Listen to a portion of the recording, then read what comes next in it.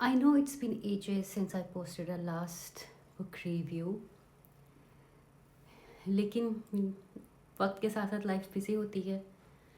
बल्कि शादी से पहले मेरी मम्मा मुझे रोकती होती थी, बुक्स ना पढ़ो, बुक्स ना खरीदो, बिला वजह इतनी इकट्ठी कर रही हो, शादी के बाद इतनी मसरूफ़ ज़िंदगी हो जाती है, नहीं पढ़ा जाता। तब मैं उनसे लड़ती थी, नहीं मम्मा मैं टाइम निकाल लूँगी। तो अब टाइम मैं निकाल लेती हूँ, ऑब्वियसली थोड़ी सी बिज़ी हो जाती है चीज़ें, लेकिन मैं अपनी मम्मा को सच साबित नहीं होना सही साबित नहीं होने देना चाहती कि मैं टाइम नहीं निकाल पा रही। क्वांटिटी कम हुई है बुक्स की, लेकिन I am still reading my books and still buying more books. So पिछले कुछ टाइम में मैंने 2 बुक्स पढ़ी हैं। एक mother Mary comes to me and women at point zero. तो बजाय कि इनका दोनों का सेपरेट रिव्यू होना चाहिए था, तो टाइम निकालना, बुक्स पढ़ने का टाइम आ जाता है, लेकिन स्पेशल बैठ के उनका रिव्यू रिकॉर्ड करना थोड़ा मुश्किल हो जाता है। तो मैंने कहा, बैठी थी तो मैंने सोचा दोनों का साथ रिव्यू ले लेते हैं। ये बुक, इनको कौन नहीं जानता, ये बुक मैंने पढ़नी स्टार्ट इसलिए की थी because I was inspired by Arundhati Roy, but after reading this book I ended up being inspired by her mother. क्योंकि आप जो मर्ज़ी कह लें, आपके पेरेंट्स का जो आपको बचपन में ज़िंदगी मिली है, उसका आप बड़े हो के क्या बनते हो या कैसे बनते हो, उस पर बहुत ज़्यादा असर होता है। आई नो, अब किसी ने जैसे बुक पढ़ी होगी, इसमें कुछ ऐसे पार्ट्स होंगे जिस पे आप मैरी रॉय के मदरहुड को या उसके मेथड्स को क्वेश्चन करोगे, like she is been more cruel to her own children as compare to the other children in her school. लेकिन वो हो सकता है ड्रॉबैक कि वो एज अ मदर इतनी सॉफ्ट नहीं थी, इतनी अच्छी नहीं थी जितनी वो अच्छी या जितनी प्रोग्रेसिव वो दूसरे बच्चों के लिए या अपने स्कूल के लिए थी।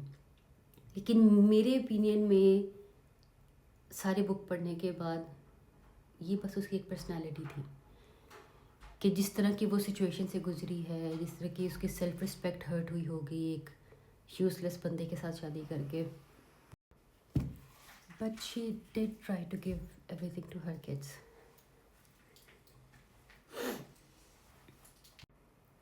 तो स्कूल के थ्रू उनको ऐसा माहौल मिला है और उसके भाई को ऐसा माहौल मिला है कि जिसने उनकी पर्सनालिटीज़ को शेप किया है, जिसकी वजह से वो अदर दिल्ली में पढ़ने के लिए गई है। उसकी पर्सनालिटी में कहीं ना कहीं वो खुद एक्सेप्ट करती है कि उसकी माँ की झलक पड़ती है, उसके अपनी माँ की तरह वो स्ट्रॉन्ग विल्ड है, वो सही चीज़ के लिए खड़ी होने के लिए रेडी है। यहाँ तक कि जब जब पॉलिटिकली अरुंधति रॉय को बुरा टाइम फेस करना पड़ा है, उसकी मदर ने उसको सपोर्ट किया है। जहाँ के पूरा उसका टाउन बोल रहा था कि उसको ऐसा नहीं करना चाहिए, लेकिन उसकी मदर ने उसको सपोर्ट किया है। तो मेरे ख्याल से सबसे पहले एक स्ट्रॉन्ग वुमन उसकी मदर है, जिसकी वजह से उसकी बेटी एक स्ट्रॉन्ग वुमन बनी है, आउटस्पोकन वुमन बनी है। तो ये ऑटोबायोग्राफी तो अरुंधति रॉय की है, पर इसमें से मेरी नज़र में मेन कैरेक्टर मैरी रॉय है। और ये बुक मेरे लिए 5 स्टार बुक है। इतनी अच्छी लिखी हुई है, इतनी डिटेल में लिखी हुई है कि आपको पढ़ते हुए एक सेकंड के लिए भी फील नहीं होता कि आपको पढ़ना मुश्किल हो रहा है या आप डिस्ट्रैक्ट हो रहे हो या आपको मज़ा नहीं आ रहा। It feels like a story, an interesting story. तो ये 100% रिकमेंडेड है। और ये सेकंड बुक जिसने पूरी कोशिश किया कि मेरा ब्लड प्रेशर हाई रहे। इसमें सोसाइटी, अब मैं ये नहीं कह सकती बेस तो ये इजिप्ट में है, लेकिन जो इसमें सोसाइटी को जिस तरीके से पोर्ट्रे किया गया है, कैसे मेल डोमिनेंट सोसाइटी है, अगर एक लड़की हेल्पलेस है तो उसको किस तरीके से यूज़ किया जाएगा और कैसे उसको ऐसे ट्रीट किया जाएगा कि वो उसके पास और कोई सोल्यूशन नहीं रहेगा। तो ये सिर्फ उस सोसाइटी में नहीं, यहाँ साउथ एशिया में या पाकिस्तान में देखिए हर जगह कॉमन है। कि ये बच्ची होती है कि क्या फादर अब्यूसिव होता है, उसकी मदर को मारता होता है, इसको भी मारता होता है, और कैसे ये बच्ची शुरू से ही बचपन से अपने मोहल्ले के एक लड़के के हाथों, अपने एक चाचे के हाथों सेक्सुअल वायलेंस फेस करती है। लेकिन वो इतनी छोटी होती है, उसको समझ नहीं आता होता उस वक्त ये उसके साथ क्या हो रहा है। लेकिन जब वो बड़ी होती है उसको ये चीज़ें समझ आनी शुरू होती हैं। लेकिन एक पॉइंट पे उसका फादर की डेथ होती है, उसकी मदर की डेथ होती है, उसको उसी चाचू के साथ किसी दूसरे शहर में जाके रहना पड़ता है।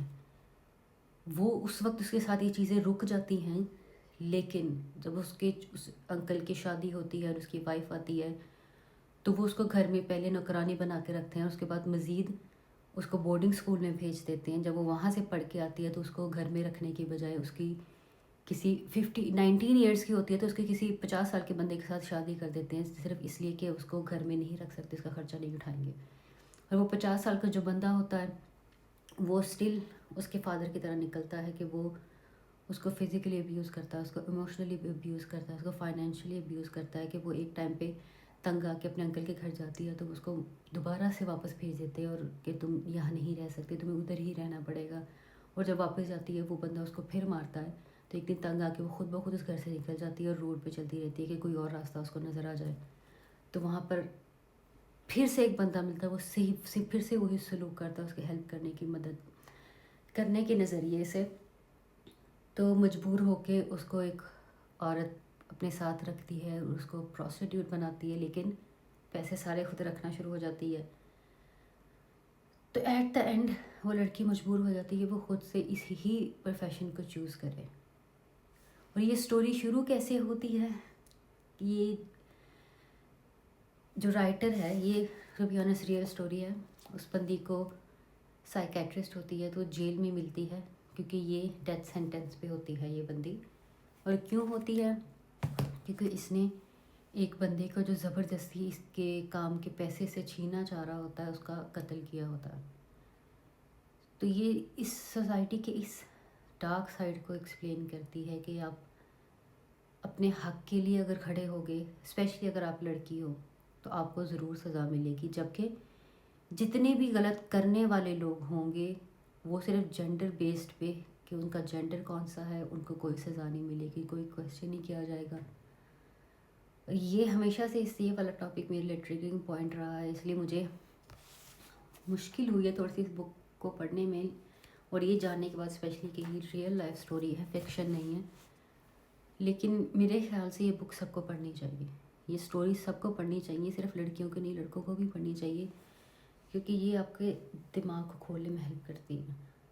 एक लड़के के पॉइंट ऑफ व्यू से निकल के आपको दूसरे पॉइंट ऑफ व्यू से भी सिचुएशन को, इन चीज़ों को देखने में हेल्प करती हैं। तो ये भी 5 स्टार रीड है।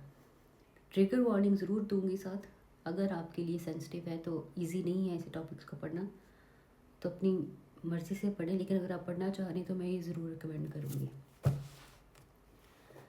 बाकी नेक्स्ट मैंने डोस्टोयेव्स्की की पुअर फॉक्स स्टार्ट की हुई है, लेकिन मेरे ख्याल से अभी मैं पढ़ रही हूँ, चीज़ें अच्छी लग रही हैं, इंटरेस्टिंग लग रही हैं, लेकिन उसका मैं रिव्यू नहीं देना चाहूँगी, क्योंकि अभी मैं ख़ुद को इतना इंटेलिजेंट नहीं समझती कि मैं उसके बुक को रिव्यू कर सकूँ।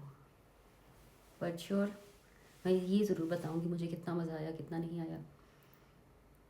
तो नेक्स्ट अगर आप कोई और बुक चाहते हैं मैं पढ़ूँ, उसका रिव्यू दूँ, तो do let me know. Bye.